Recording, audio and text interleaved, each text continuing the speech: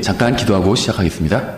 하나님 아버지, 오늘도 저희들 주님의 말씀을 공부하러 이 자리에 모였습니다. 저희가 배우는 이 말씀을 통해서 더욱더 주님을 알아가게 될 수 있도록 도와주시고, 또 주님과 친밀한 교제를 나눌 수 있게 될 수 있도록 도와주시기 원합니다.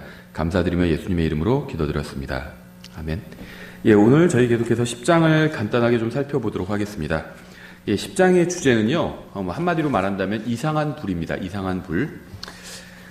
먼저 저희 20절까지 있는데 1절부터 7절까지 쭉 한번 그 하나의 사건을 그림으로 그려서 보여주고 있기 때문에요. 쭉 한번 읽어보겠습니다. 아론의 아들 나답과 아비후가 각각 자기의 향로를 가져다가 그 안에 불을 담고 그 위에 향을 놓되 주께서 그들에게 드리라고 명령하지 아니한 이상한 불을 그분 앞에 드렸더니 불이 주로부터 나와 그들을 삼키매 그들이 주 앞에서 죽으니라. 이에 모세가 아론에게 이르되 주께서 말씀하신 것이 이러하니라. 이르시기를 내게 가까이 오는 자들 가운데서 내가 거룩히 구별하며 온 백성 앞에서 영광을 얻으리라 하셨느니라. 하매 아론이 잠잠하니라. 모세가 아론의 삼촌인 우시엘의 아들 미사엘과 엘사반을 불러 그들에게 이르되 가까이 나와 너희 형제들을 성소 앞에서 진영 밖으로 나르라 하니 이에 그들이 가까이 나와 모세가 말한 대로 그들을 옷 입힌 채로 진영 밖으로 나르매 모세가 아론과 그의 아들들인 엘라살과 이다말에게 이르되 너희는 머리를 드러내지 말고 옷을 찢지 말라. 그리하여 너희가 죽지 아니하고 진노가 온 백성에게 임하지 아니하리라. 오직 너희 형제들 곧 이스라엘의 온 집이 주께서 불붙여 타 죽게 하신 일로 인하여 슬퍼할 것이니라. 주의 기름 부음에 쓰는 기름이 너희 위에 있은즉 너희는 회중의 성막문에서 나가지 말라. 그래야 너희가 죽지 아니하리라 하며 그들이 모세의 말에 따라 행하니라. 굉장히 이제 놀라운 사건을 보여주고 있는데요. 이 나답과 아비후는요, 자기들이 제사장이었잖아요. 그러니까 이제 일종의 어떤 주님을 섬길 수 있는 특권을 받은 사람들이었죠. 그렇기 때문에 자기 마음대로 주님을 섬겨도 된다고 생각을 했습니다. 오늘날도 이런 사람들 많이 있죠. 그들은 주님을 섬기는 행위를 한다면 주님의 법을 어겨도 상관없다고 생각했어요. 그러니까 나답과 아비후가 일단 섬기는 하나님은 다른 하나님이었죠. 하나님을 섬겼습니다. 이상한 신을 섬긴 건 아니에요. 그래서 다른 하나님을 우리가 섬기고 있으니까 방법은 그냥 우리 좋은 대로 마음대로 해도 되는 거 아니냐, 이렇게 생각했다는 거죠. 하나님의 말씀보다 자기들의 생각을 더 중요하게 여긴 거죠. 하나님께 경배하는 것보다, 하나님께 경배하는 건요, 경배하는 방법을 하나님께서 말씀을 해주셨죠. 그거보다 자기들의 생각이 더 중요하다고 생각했습니다. 섬기는 행위 자체가 불도 있고 뭐도 있고 뭐 하나님 앞에 나가는 신용도 하고, 그러니까 이런 어떤 행위 자체가 하나님의 말씀에 순종하는 것보다 더 중요하다고 생각을 했습니다. 그 결과 그들은 하나님께 죽임을 당하게 되죠. 하나님의 말씀을 무시한 대가를 이제 목숨으로 치르게 된 겁니다. 이 지성소는요, 주님께서 사람을 만나주시는 장소잖아요. 아무나 들어갈 수 있는 것도 아니고 제사장이 백성을 대신해서 들어가게 됩니다. 그래서 주님께서 사람을 만나주시는 거룩한 장소인데요, 여기에 이상한 불을 가져왔습니다. 이상한 불. 이건 대단히 잘못된 거죠. 주님께서는 죄를 지어 죽임을 당한 자들을 위해서 애국하지 말라고 그들의 형제들과 아버지에게 말씀하셨죠. 아론에게 말씀하셨죠. 또 그 다른 형제들에게도 말씀하셨죠.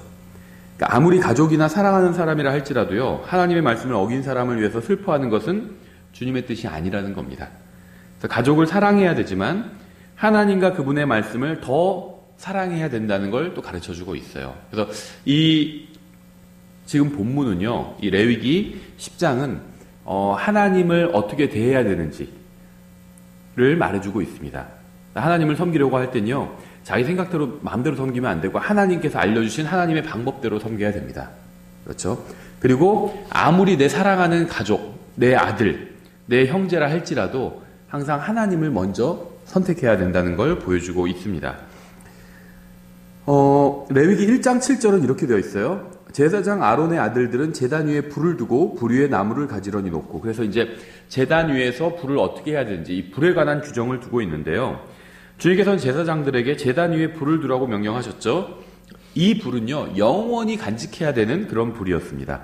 이건 레위기 6장에서 나와 있었죠. 6장 12절에 제단 위에 있는 불은 그 안에서 계속해서 타게 하여 꺼지지 않게 할지니라.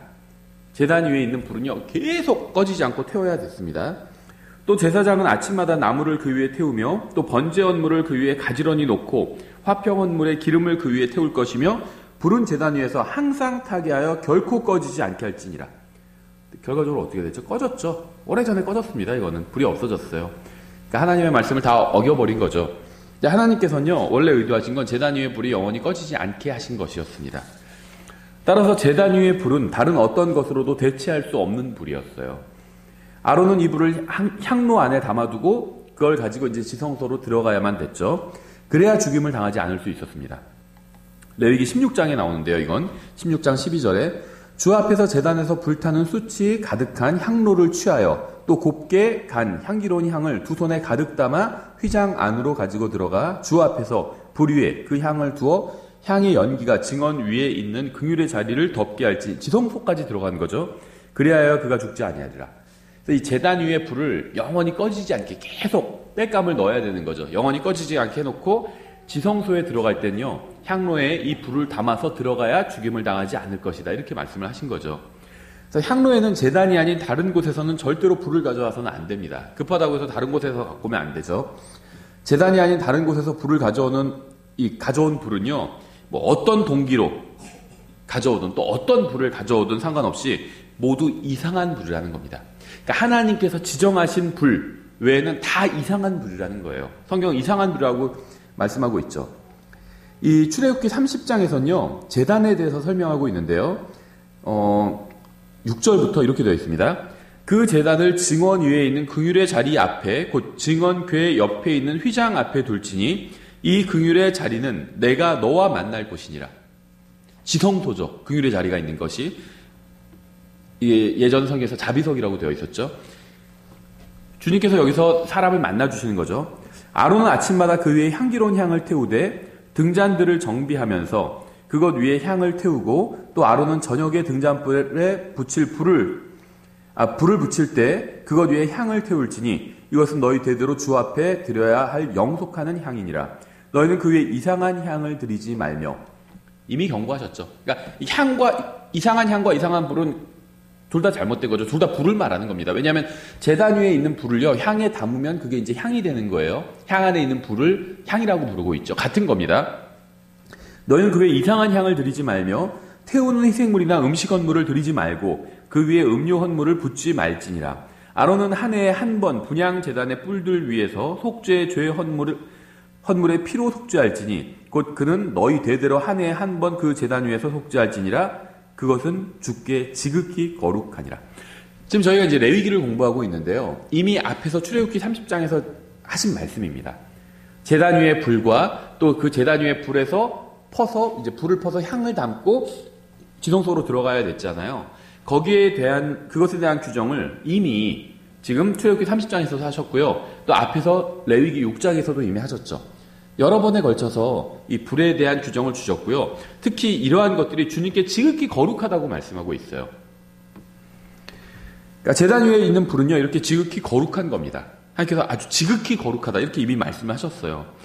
주님께서는 이상한 불로 이상한 향을 태우지 말라고 이미 엄중하게 말씀을 하셨습니다. 하지만 레위기 10장에서 나답과 아비후는요, 주님 앞에 이상한 불을 가지고 왔고요. 그 결과 죽임을 당했습니다. 이들은 주님의 말씀에 순종하지 않으므로 스스로 재앙을 불러일으킨 거죠. 그러니까 사람의 진짜 불행은요, 재앙을 스스로 불러일으킨다는 겁니다.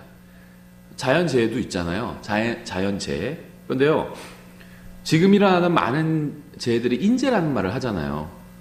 왜 지금 우리 옆 나라 일본만 봐도 지금 그 방사능 유출로 인해서 엄청나게 지금 고통을 받고 있죠.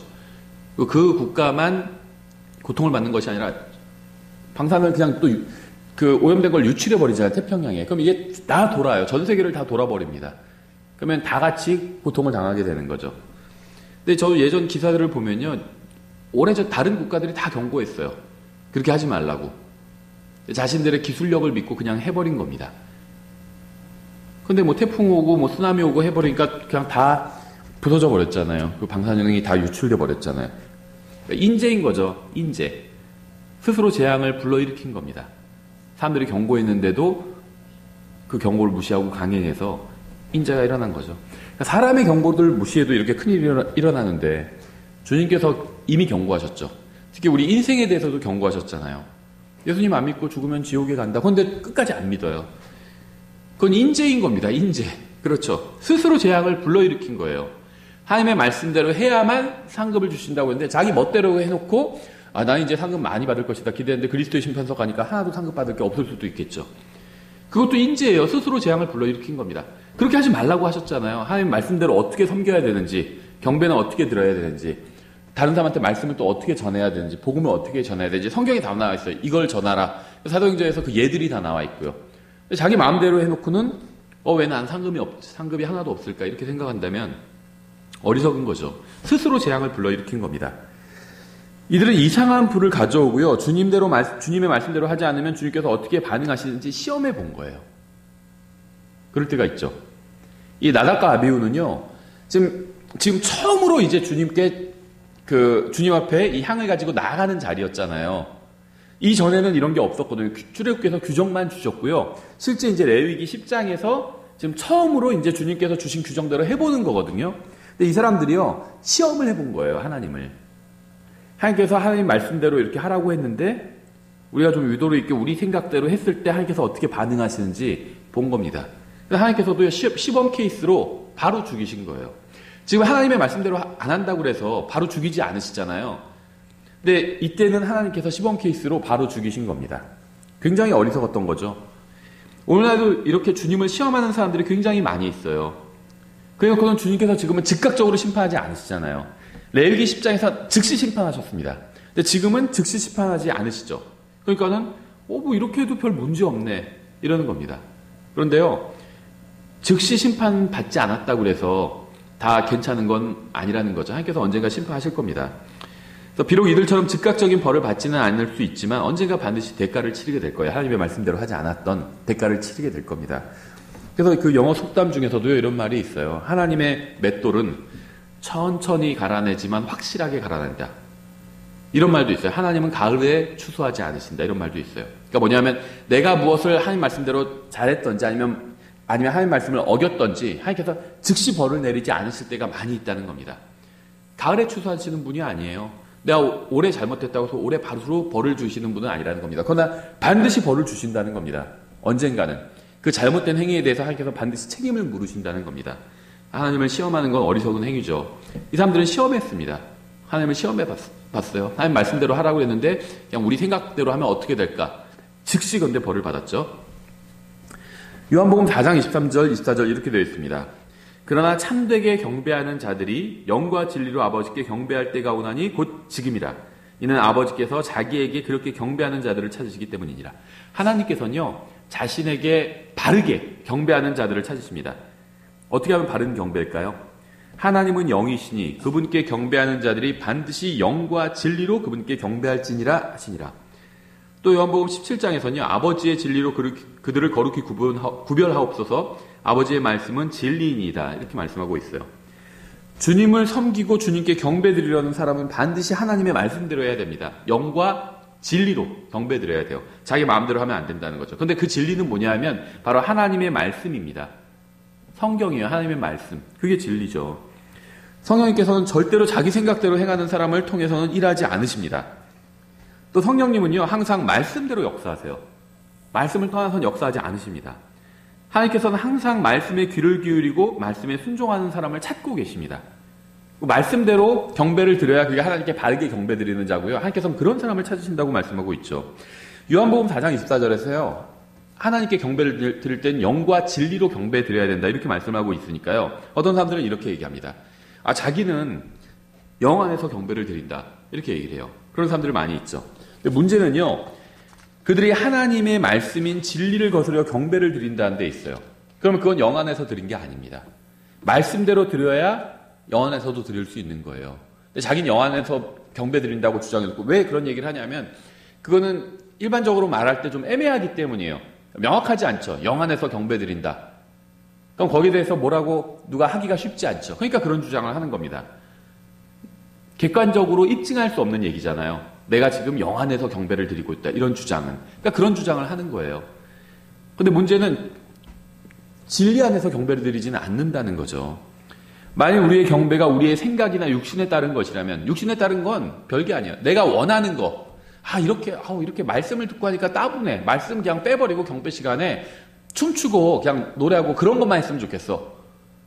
그래서 주님께 경배 드린다고 해놓고 모여서는 말씀이 없어요. 춤추고 노래하고 자기들 하고 싶은 것만 합니다. 그게 육신에 따른 경배예요. 그래서 막 춤추고 노래했더니 너무 기분이 좋아. 그러니까 은혜 받았다고 하는 거예요. 성경에서 말씀하시는 은혜가 아니죠, 그거는. 육신에 따른 경배입니다. 사람들은 이런 걸 원해요. 그래서 어떤 프로그램 찾아다니는 겁니다. 이 교회는 왜 말씀만 전해 프로그램이 없어. 그런 얘기를 하는 겁니다. 육신이 즐겁지 않다는 거예요. 그건 하나님의 말씀대로 드리는 경배가 아니죠. 그건요, 창세기 4장에서 가인이 드렸던 경배예요. 자기 육신에 따른 경배입니다. 자기가 생각할 때는 양 잡아다가 그렇게 하는 것보다 열심히 일해서 바치는 게 훨씬 더 가치 있겠다. 그건 자기 생각이죠. 그 결과 가인과 그의 헌물이 거부당했잖아요. 창세기 4장 4절부터 5절에 나오죠. 아벨도 자기 양떼의 첫 새끼들과 그것들의 기름 중에서 가져왔는데 주께서 아벨과 그의 헌물에는 관심을 가지셨으나 가인과 그의 헌물에는 관심을 갖지 아니하셨으므로 가인이 몹시 분을 내고 그의 얼굴빛이 변하니라.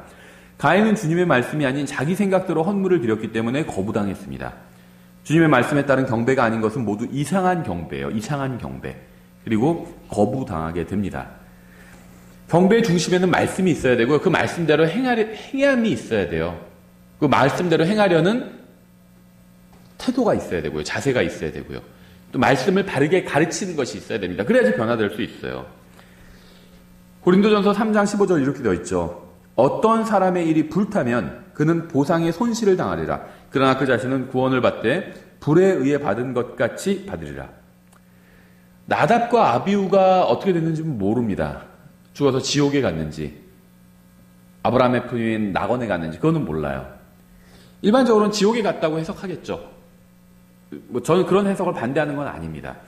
구약 성경에서 하나님께로부터 직접 벌을 받은 사람들은 대부분 다 지옥에 갔습니다.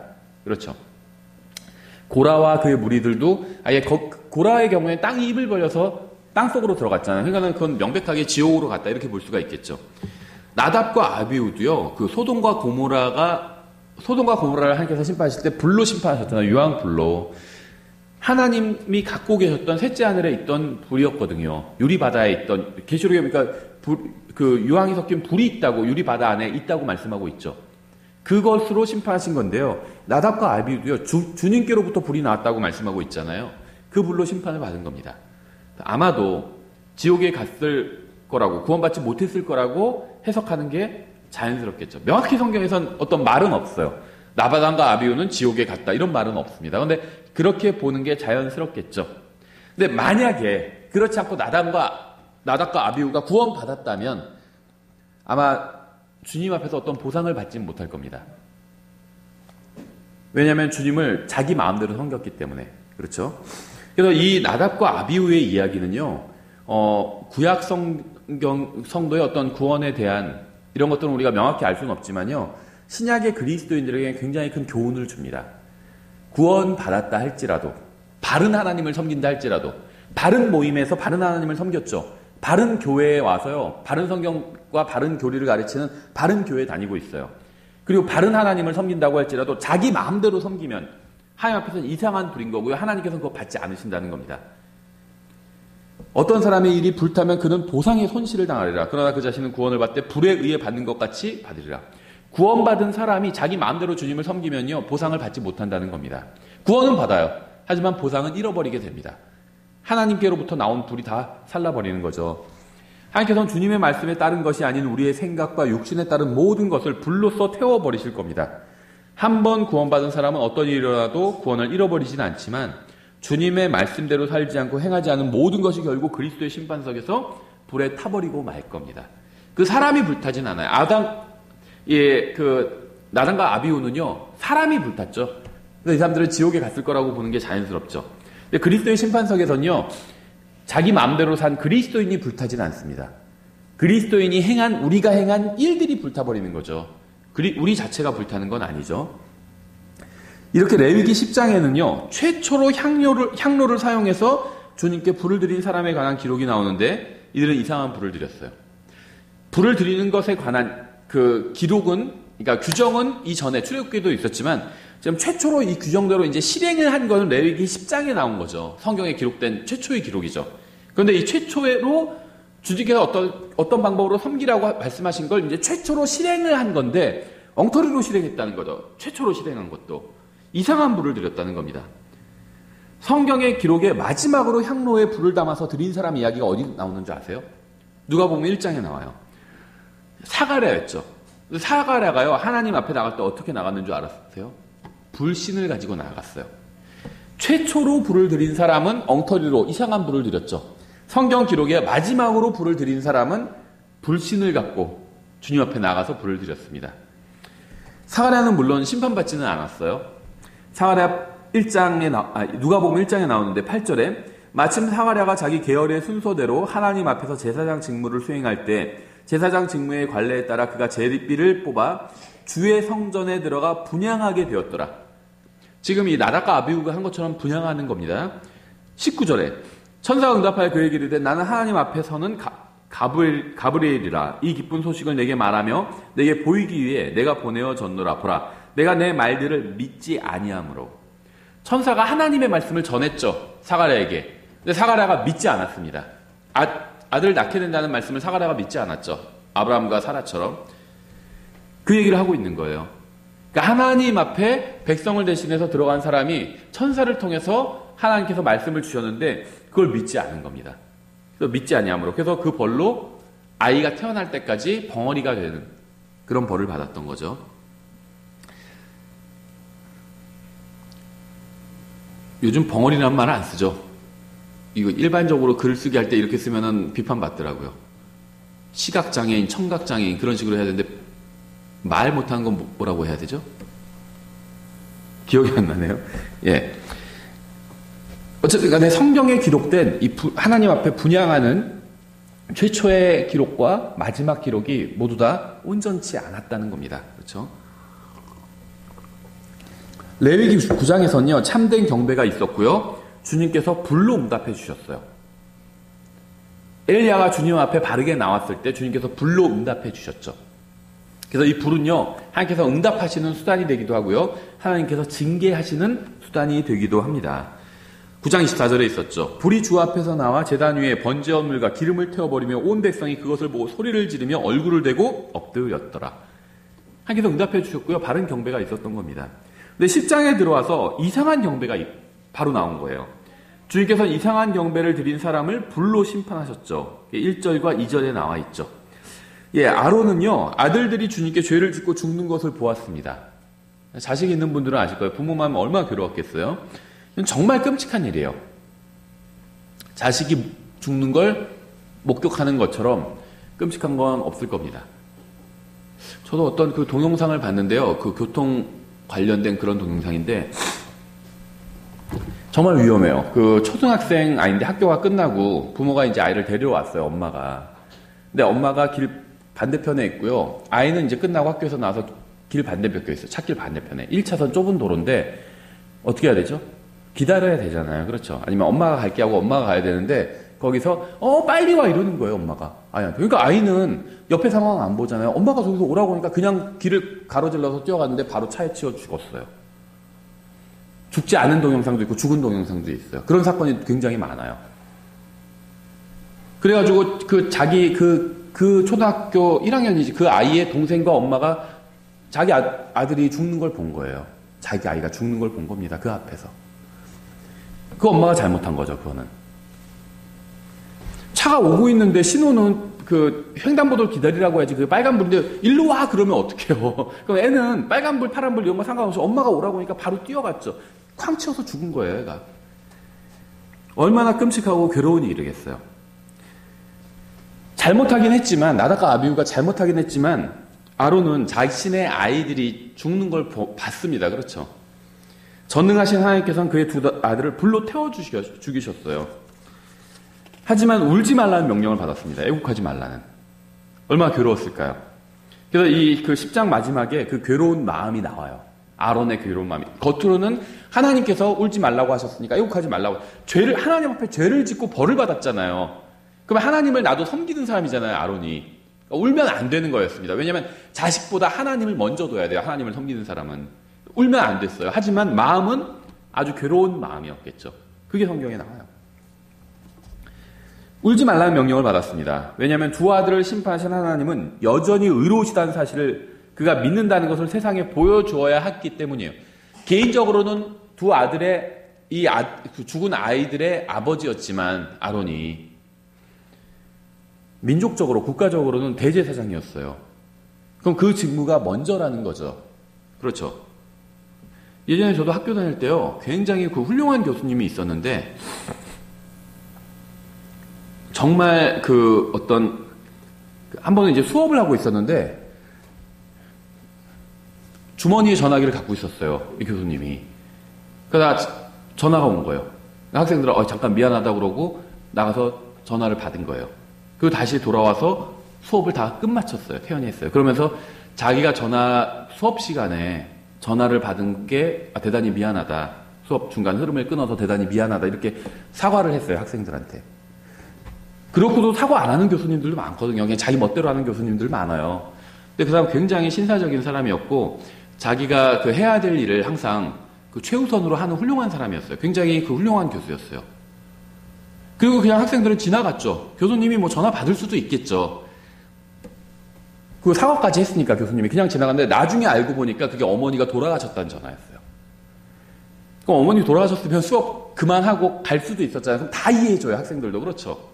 거기서 수업을 끝까지 마치고 그 감정도 다 참고 수업을 마쳤던 거예요. 그러니까 어머니가 위독하니까 전화기를 가지고 있었던 거예요. 그 사람이 한 번도 그런 적이 없었거든요. 그 교수님이 전화기를 갖고 수업을 했던 적이 없어요. 다 꺼놓고 하지. 전화기를 켜놨었던 이유가 있었던 거예요. 어머니가 위독하시니까 전화기를 켜놓고 있었다가 전화가 온 거예요, 중간에. 돌아가셨다고. 근데 그것만 잠깐 받고 끄고 수업을 다 한 겁니다. 그리고 통화해서 미안하다고 사과까지 한 거예요. 바른 자세였던 거죠, 바른 자세. 아론도 그랬던 겁니다. 백성들 앞에서는요, 울지 않고 하나님께 죄를 지은 사람이 벌을 받았으니까 그건 당연한 거거든요. 태연하게 그걸 유지하고 있었어야 됐습니다. 그러나 마음은 얼마나 참담했겠어요, 아론이. 자기 아들들이 하나님을 제대로 섬겼으면 좋았을 것을 이상하게 섬기다가 죽임을 당했어요. 근데 울지 말라는 명령까지 받았습니다. 사랑하는 아들과 주님 중 한쪽을 택해야 했을 때 아들이 아닌 주님을 택해야만 한다는 사실을 알고 있었어요. 그리고 그 모습을 백성에게 보여줘야 되는 책임을 가지고 있었습니다, 아론은. 우리도 아론과 같은 선택을 해야만 합니다. 음행을 하고도 회개하지 않는 사람이 있다면요, 지역교회에서 쫓아내야 돼요. 마음이 아파도. 교회를 파괴시키려는 어떤 사람이 있다면요, 쫓아내야 됩니다. 마음이 아파도. 인간적으로 내가 굉장히 친하고 심지어는 내 자식이라도 쫓아내야 돼요. 음행을 하는 사람 교회 다닐 수 있어요. 다만 조건은 뭐냐면요, 회개해야 됩니다. 음행을 하고 간음을 했는데 회개해요. 그럼 교회 다닐 수 있습니다. 다만 교회에서 중요한 직분을 맡길 수는 없어요. 그렇죠. 회개했다 할지라도요, 바로 직분을 맡길 수는 없습니다. 그 사람이 입증을 행위로 더 해내야 돼요. 시간이 좀 필요합니다. 그렇죠. 그러니까 한번 음행하고 간음하고 죄를 지은 사람은 영원히 교회에서 어떤 직분도 맡을 수 없다. 이건 아닙니다. 다만 그런 사람을 바로 다시 직분을 맡기고 그렇게 할 수는 없다는 거죠, 교회에서. 다만 그 사람이 회개했다면요, 교회에서 쫓아내지 않을 수는 있습니다. 근데 죄를 지어놓고도 회개하지 않는 사람도 있어요, 뻔뻔하게. 그 정도는 다 아는 건데 이렇게 나온다면 그 사람은 쫓아내야 된다는 겁니다. 심지어 그 사람이 목사 아들이나 목사 딸이라 할지라도 교회에서는 쫓아내버려야 돼요. 그렇죠. 그게 아론이 해야 되는 일이었습니다. 얼마나 괴롭겠어요. 그렇죠. 어떤 상황에서도 항상 하나님을 선택하고 주님을 존중하는 결정을 내려야 됩니다. 항상 주님의 말씀이 최우선적으로 고려사항이 되어야만 돼요. 하나님의 뜻은 항상 하나님의 말씀인 성경에 기록되어 있습니다. 기록된 말씀인 성경 외에 다른 곳에서 하나님의 뜻을 찾으려고 하면요, 이상한 뜻을 발견하게 돼요. 이상한 뜻. 성경에서 찾으면 됩니다. 근데 하나님 만약에 그게 맞다면 꿈에 무슨 꿈을 꾸게 해주십시오. 그래도 꿈 얘기 자꾸 하는 사람이 있어요. 꿈에 이런 꿈을 꿨는데 이거 하나님의 뜻 아닐까요? 그건 이상한 뜻이에요. 이상한 뜻입니다. 하나님의 뜻이 아니에요. 하나님의 뜻은 성경에 기록되어 있어요. 꿈은 그냥 꿈인 겁니다. 잠언에도 나와 있잖아요. 그냥 생각이 많으면 꿈을 꿔요. 생각이 많으면. 꿈은 꿈일 뿐이에요. 거기에 의미 부여할 필요가 전혀 없습니다. 성경이 기록되기 전에 하나님께서 꿈을 통해서 말씀을 주셨지만 지금은 그러실 필요가 없어요. 근데 이상한 데서 하나님 뜻을 찾으려고 하면 그건 이상한 뜻이 이상한 불과 같은 겁니다. 그거는. 다른 사람을 향한 하나님의 뜻이 성경에 기록되어 있는 것처럼 우리의 아들과 딸과 우리 자신에 대한 모든 규정이 성경에 다 기록되어 있습니다. 무슨 말이냐면요. 사람이 하나님의 말씀대로 살아야 된다. 여기에 다 동의합니다. 교회 다니는 사람들은 다 동의해요. 하나님의 말씀대로 우리는 살아야 됩니다. 이런 말을 하면 다 동의합니다. 그리고 어떤 생각을 하냐면요. 그래, 맞아. 저 사람도 하나님의 말씀대로 살고 저 사람은 하나님의 말씀대로 살아야 되는데 저 형제는 하나님의 말씀대로 살지 않아. 저 자매는 하나님의 말씀대로 안 해. 비판한다는 거죠. 그리고 자기가 하나님 말씀대로 안 할 때는 나의 상황은 지금 너무 특이한 상황이야. 우리 집은 너무 특이한 상황이야. 이렇게 변명한다는 거죠. 저희가 그래서 그 성경과 영적 건강 시리즈 설교를 했었죠. 특별한 사람은 없다. 그게 첫 번째 그 강의에서 했던 얘기예요. 특별한 사람이 없다는 말은 뭐냐면 하나님 앞에서 하나님의 말씀대로 하지 않을 정도로 특별한 사람 없다는 겁니다. 내 상황이 너무 특별해서 난 하나님의 말씀에서 좀 예외적인 상황이야. 저 사람들은 다 하나님의 말씀대로 해야 되지만 나는 예외적인 상황이야. 이런 생각 많이 해요. 거의 대부분의 그리스도인들이 합니다. 하나님의 말씀대로 살아야 돼. 맞아. 하지만 나와 우리 가정과 나의 상황은 너무 특이한 상황이야. 나 하나님의 말씀대로 하지 않을 수밖에 없어. 이 상황에선. 이렇게 생각한다는 거죠. 그런데 그런 상황은 없다는 겁니다. 하나님의 말씀대로 하지 않아도 될 수 있을 정도로 특별한 사람은 없다는 거예요. 예외적인 경우는 없다. 하나님의 말씀대로 하지 않아도 되는 예외적인 경우는 없다는 겁니다. 지금 상황은 너무 특별하고 그래서 이 상황에서 하나님 말씀대로 안 해도 되지 않을까? 그런 건 없다는 겁니다. 그렇죠? 예, 이제 8절. 주께서 아론에게 말씀하여 이르시되 너나 혹은 너와 함께한 내 아들들이 회중의 성막에 들어갈 때에는, 그러니까 이제 제사장 직분을 갖고 있는 사람에 대한 이야기죠. 포도주나 독주를 마시지 말라. 그리하여 너희가 죽지 아니하리니 그것은 너희 대대로 영원한 법규가 될지니라. 이렇게 말씀하고 있죠. 주님께서는 성막에서 사람을 만나 주셨습니다. 아론과 그의 아들들은 매일 성막에 들어가야 됐어요. 우리가 앞에서 지금 읽었죠. 매일 들어가야 됩니다. 성막에. 매일. 이러한 법규에 따르면요. 아론과 그의 아들들에게는 단 하루도 술을 마실 수 있는 날이 없었던 거예요.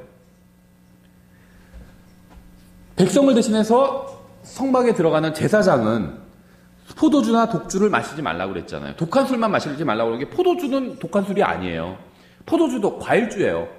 과일주는 전 잘 모르지만 과일주는 더 약하죠. 과일주도 세게 만들 수 있겠지만 독주와 구별이 됩니다. 그렇죠. 근데 독한 술도 마시지 말고 과일주, 약한 술도 마시지 말라는 겁니다. 백성을 대신해서 성막에 들어가는 제사장 직분을 가진 자는 마시지 말라는 거예요. 들어가는 날에는. 그런데 언제 들어가요? 매일 들어가요. 매일. 그러면 하나님 앞에 성막에 들어가는 날에는 포도주나 독주를 마시지 말라는 건데 매일 들어가면 결과적으로 매일 마시지 말라는 거예요. 제사장은 그러니까 단 하루도 마시면 안 된다는 겁니다. 술을. 독한 술이든 약한 술이든. 그렇죠? 영적인 제사장인 우리에게도 이걸 적용할 수 있죠. 모든 거듭난 그리스도인들은요. 주님 앞에서 영적인 제사장입니다. 자기 자신을 주님께 드리는 일을 하고요. 다른 사람을 인도해서 주님께 드리는 일을 하죠. 복음을 전하는 일을 하고 내 자신의 육신을 또 주님께 드리는 일을 하죠. 그럼 그리스도인은 아론의 아들들처럼 술을 마실 수 있는 날이 단 하루도 없다는 겁니다. 그렇죠. 10절. 그리하여 너희가 거룩한 것과 거룩하지 아니한 것, 술을 마시지 말아야 되는 이유가 나와요. 그리하여야, 술을 마시지 말아야 너희가 거룩한 것과 거룩하지 않은 것, 부정한 것과 정결한 것 사이에 구별을 두고 이로써 주가 모세의 손으로 이스라엘 자손에게 말한 모든 법규를 그들에게 가르칠 수 있으리라. 이 말씀은 이제 술을 마시지 말아야 되는 이유를 얘기해 주고 있는데요. 포도주나 독주를 마시면요, 거룩한 것과 거룩하지 않은 것을 구별할 수 없게 된다는 거예요. 그러니까 술을 마시지 말아야 거룩한 것과 거룩한 것을 구별하지 않을 수 있게 된다는 겁니다.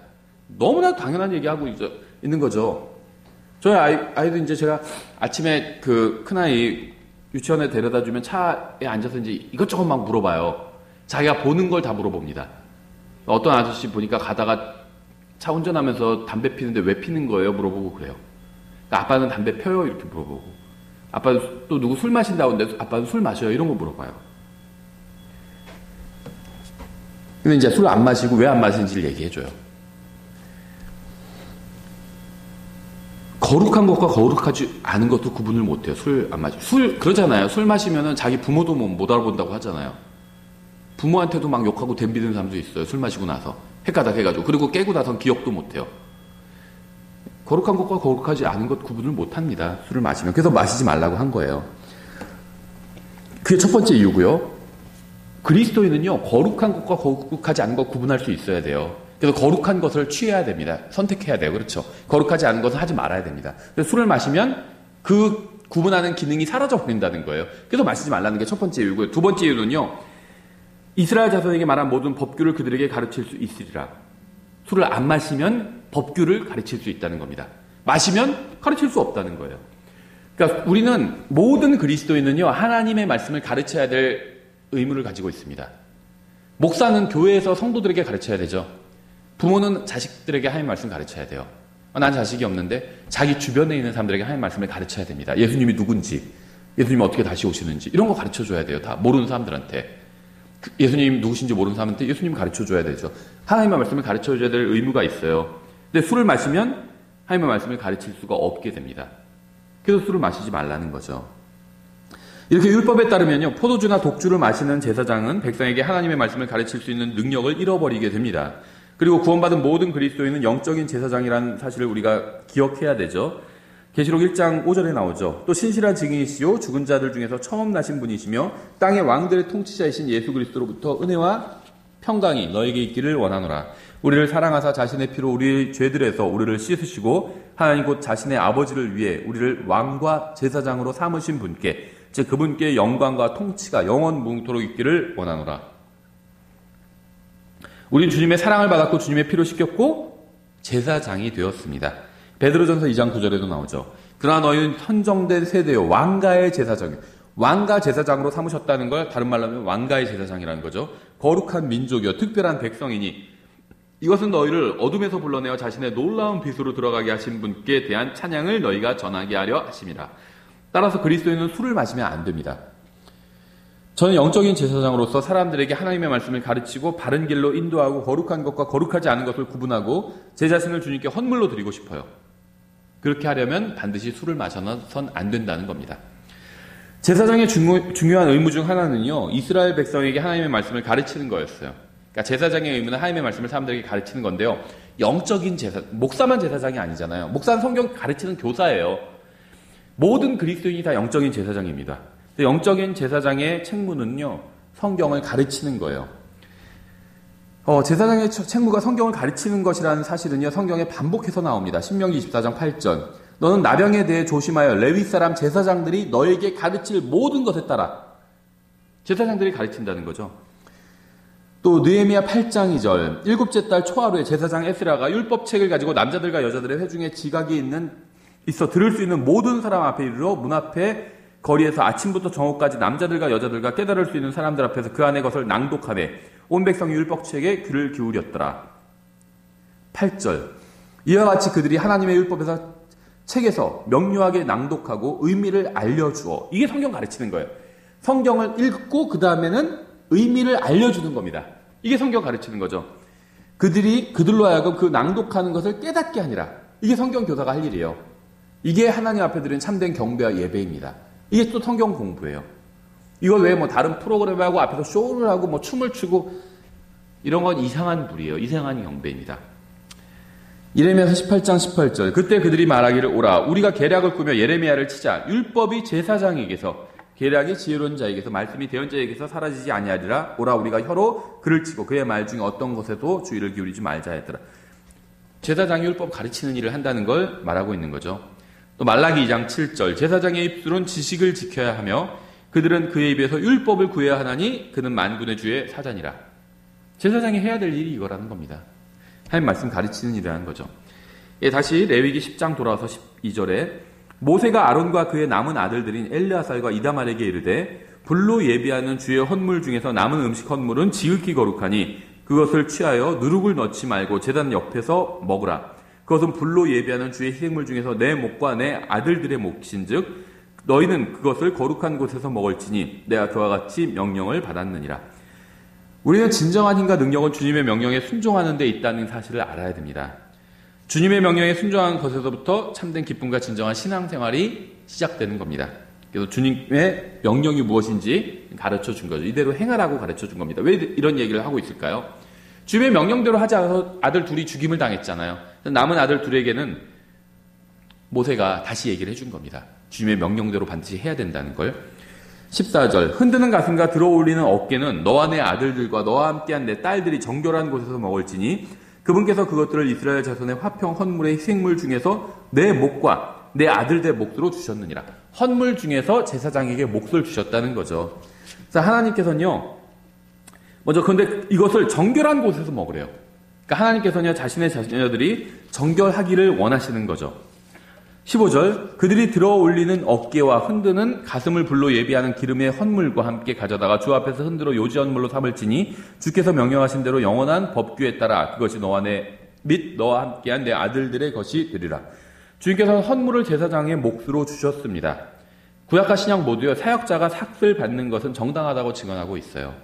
신명기 25장 4절 너는 소가 곡식을 밟을 때 소의 입에 마개를 씌우지 말라. 여기에 대한 해설이 고린도전서 9장 9절부터 10절에 나오죠. 모세의 율법에 너는 곡식을 밟는 소의 입에 마개를 씌우지 말라 하고 기록되었나니 하나님께서 소들을 위해 염려하시느냐 아니면 전적으로 우리를 위해 그것을 말씀하시느냐. 틀림없이 이것은 우리를 위해 기록되었나니 밭을 가는 자는 소망 중에 갈며 소망 중에 타작하는 자는 자기의 소망에 참여하는 자가 되어야 하리라. 어떤 사람들은요 목회자가 사례를 받는 것을 비성경적이다 이렇게 얘기하는 사람들도 있어요. 주로 사도 바울의 예를 들면서 사도 바울은 사례를 받지 않았죠. 텐트 메이커, 그래서 자비량 선교라고 그러죠. 자기가 벌어서 자기가 사역을 했습니다. 좋은 본을 보여줬다고 생각합니다. 근데 그렇다고 해서 사례를 받는 것이 잘못됐다는 건 아니에요. 사도 바울도 고린도전서 9장에서 사역자가 사례를 받는 게 일반적이라고 말씀하고 있는 거예요. 그렇죠. 그래서요, 그 원칙은 단순합니다. 탐욕을 부리면 안 돼요. 무슨 말이냐면요, 교회가 사람이 많이 모여요. 그래서 그 재정이 풍부합니다. 그런데도 사역자에게 사례를 주지 않아요. 그러면 그건 교회 성도들이 탐욕적인 겁니다. 그렇죠. 반대로요, 교회 성도들이 모이지 않아요. 그래서 사역자에게 사례를 충분히 줄 수가 없어요. 당연하죠. 사람이 없는데 어떻게 사례를 줘요? 예를 들면 사람이 10명 모였어요. 그럼 사례를 충분히 줄 수가 없습니다. 교회 유지하기도 바빠요. 그런데 사역자가 거기에 불만을 품어요. 그러면 사역자가 탐욕적인 겁니다. 그럼 그런 경우는 어떻게 해야 될까요? 사역자가 일을 하면 됩니다. 간단해요. 그러니까 사역자가 일반적인 일을 하는 게 잘못된 게 아닙니다. 어떤 교단이나 특히 어떤 독립침략에서는 또 사역자는 일하면 안 된다 이렇게 가르치는 교회가 있는데요. 사도 바울도 일했잖아요. 잘못된 거 아니죠. 간단합니다. 교회에서 사역자가 먹고 살 수 있을 만큼 충분히 사례를 하면 그러면 그걸 먹고 살면 됩니다. 그럼 하나님 말씀 가르치면서 살면 돼요. 근데 교회에 아직 사람이 적어요. 10명, 20명 모여요. 그러면은 충분히 사례를 할 수가 없습니다. 그건 당연해요. 그러면 사역자가 자기가 받는 게 부족하면 일을 하면 됩니다. 그러면. 그래서 거기서 채우면 되는 거예요. 전혀 잘못된 게 아니죠. 어떤 사역자들이 막 교회를 계속 욕하는 사람들이 있어요. 왜 충분히 안 주냐고. 근데 사람이 적은데 어떻게 충분히 줘요? 그럼 말도 안 되는 거죠. 그럼 자기가 일을 하면 되는 겁니다. 간단하게 해결될 수 있는 문제라는 거죠. 근데 거기에 자기는 일하지 않으면서 교회는 아직 사람이 적어서 충분히 사례를 하지 못하는데 자기는 일하지 않으면서 성도들을 막 계속 쥐어짜는 사람이 있어요. 그럼 그건 그 사역자가 탐욕을 갖고 있는 겁니다. 그렇죠. 예, 그래서 이 성경적 원칙은 아주 단순합니다. 예, 16절부터 20절까지 끝까지 보면요. 모세가 죄원물의 염소를 부지런히 찾은즉 보라 이미 그것을 태웠으므로 그가 아론의 살아남은 아들들인 엘르아살과 이다말에게 노하여 이르되 왜 화를 낸 거냐면요. 헌물로 드렸는데 그럼 그 헌물에서 제사장과 그 제사장들이 그걸 먹을 수 있는 거잖아요. 근데 먹지 않고 다 태워버린 겁니다. 그래서 모세가 화를 낸 거예요. 아니 지금 그 제사장이 헌물을 먹을 수 있는 건데 그렇게 먹도록 하나님께서 하셨는데 왜 먹지 않고 다 태웠냐. 또 지금 말씀대로 안 해가지고 지금 둘이 죽었는데 모세 입장에서 조카 둘이 죽은 거잖아요. 그런데 왜 또 말씀대로 안 했냐 하면서 이제 화를 낸 겁니다. 이르되 그 죄의 헌물은 지극히 거룩하거늘 너희가 어찌하여 거룩한 곳에서 그것을 먹지 아니하였느냐. 먹을 수 있는 건데 왜 안 먹고 다 태워버렸냐 이렇게 따진 거죠. 그것은 회중의 불법을 담당하게 하고 또 그들을 위해 주 앞에서 속죄하게 하려고 하나님께서 너희에게 주신 것이니라. 보라, 너희가 그것의 피를 성소 안에 들여오지 아니하였나니 참으로 그것은 내가 명령한 대로 너희가 성소에서 먹었어야만 하였느니라 하매 아론이 모세에게 이르되 보라, 이날에 자기들의 죄 헌물과 번제 헌물을 주 앞에 드렸어도 드리긴 드렸는데 잘못 드렸었죠. 그런 일들이 내게 임하였거늘 오늘 내가 죄 헌물을 먹었더라면 주께서 보시고 그것을 받으셨으리요 하매 모세가 그 말을 듣고 만족해하더라. 무슨 말이냐면요, 아론과 그의 아들들은 죄 헌물을 먹었어야만 했습니다. 그런데 그는 자신의 아들들이 죽임을 당했기 때문에 차마 먹을 수가 없어요. 부모된 심정에서. 그날 같은 날 일어난 거잖아요. 두 아들이 잘못 행했어요. 엉터리로 자기 하나님 말씀대로 하고 엉터리로 헌물을 드려서 이상한 불을 가져와서 결국 심판을 받았습니다. 죽임을 당했어요. 그리고 이제 다른 두 아들이 그 일을 대신하고 있는 겁니다. 근데 원래대로라면요, 그 헌물을 먹을 수 있었어요. 먹으라고, 이건 배려해 주신 거죠. 이러한 소에 입에 망을 씌우지 말라고 했잖아요. 배려해 주신 건데요. 그 배려와 특권을 주신 걸 이날은 사용하지 않은 겁니다. 금식한 거예요. 다 태워버린 겁니다. 하나님 앞에서. 그래서 모세는요, 왜 먹지 않았냐고 물으며 아론을 책망했고요. 자신의 마음 상태와 괴로움을 모세에게 아론이 토로한 겁니다. 아들들이 다 죽었는데 내가 지금 이게 입에 넘어가겠습니까? 내가 이걸 막 먹는다면 또 하나님께서 기쁘게 보시겠습니까? 그러니까 하나님 앞에서 자중하고 있는 모습을 보인 거예요. 우리가 오늘 아들들이 잘못해서 주님 앞에서 죽임을 당했으니까 먹지 않겠습니다. 이걸 보인 겁니다. 그러니까 모세가 그걸 듣고 만족한 겁니다. 이해해 준 거예요, 모세가. 아, 그런 마음으로 했다면 그건 괜찮다. 우리가 하나님 앞에서 잘못했으니까 그래, 먹지 않고 오늘은 넘어가겠습니다. 하나님 앞에서 이렇게 얘기한 거 잘한 거다. 모세가 만족했다는 거죠. 예, 그런 문맥이라고 보시면 돼요. 우리는 항상 하나님의 말씀 위에 서야 됩니다. 주님의 말씀을 자신의 생각과 섞어서는 안 되고요. 타협해서도 안 됩니다. 하지만 동시에 다른 사람을 함부로 판단해서도 안 돼요. 모세가 함부로 판단했던 거죠. 왜 안 먹었냐 했는데 오늘 아들이 죽었는데 아론의 말은 그거였어요. 내 입으로 이 고기가 넘어가겠냐, 이 말을 했던 겁니다. 그러니까 모세가 그 말을 딱 듣고는 바로 이해했죠. 그래서 만족했던 겁니다. 그래서 다른 사람의 마음의 상태가 어떤지, 혹시 극심한 괴로움 가운데 있지는 않은지 우리는 알 수 없잖아요. 함부로 판단하면 안 돼요. 아, 저 자면 왜 저렇게 표정이 저렇게 어둡지? 아, 괴로운 일이 있으면 어두울 수도 있죠. 함부로 판단해서는 안 된다는 겁니다. 예, 저희 이렇게 간단하게 10장을 살펴봤습니다. 예, 저희 잠깐 쉬었다가 12시에 나가겠습니다.